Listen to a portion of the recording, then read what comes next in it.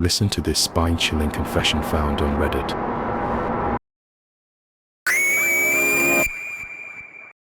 I killed an elderly man in front of his wife and basically his entire family. One night, when I was in college, I was driving to get some liquor for a party my fraternity was supposed to throw the following night. I was taking a street I was very familiar with to get back to my house. It was dark, but the street was lit with street lamps. I remember that I looked at my radio for a second, just a second, not very long at all.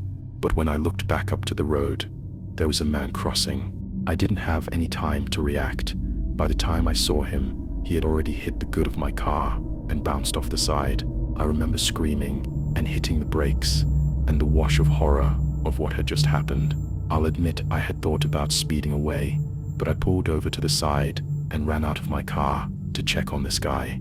When I got to him, his family was standing outside the restaurant he was leaving, and they were all screaming and crying. He has laying on the side of the road with blood coming out his nose and mouth. Two other men were standing with him, trying to see if he was alright and calling 911. All I could say was I didn't see him.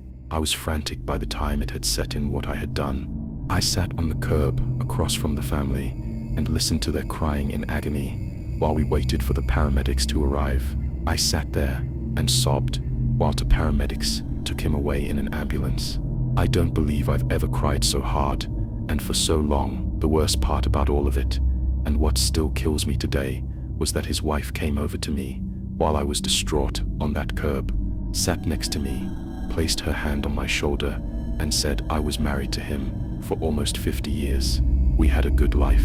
Then she hugged me and said that she forgave me. After everything was said and done, it was ruled that it was an accident.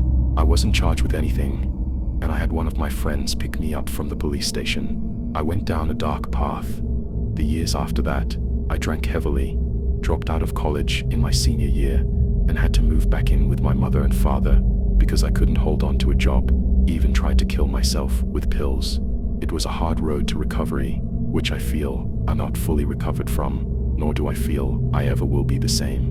But eventually, I got my life back in order, joined up with the Navy, and saw a bit of the world, and now I'm on track to go back to college and hopefully finish what I started there. It took almost a decade, but I finally start to feel almost whole again. I'm back to hanging with my friends and actually going out, so maybe there is a light at the end of the tunnel.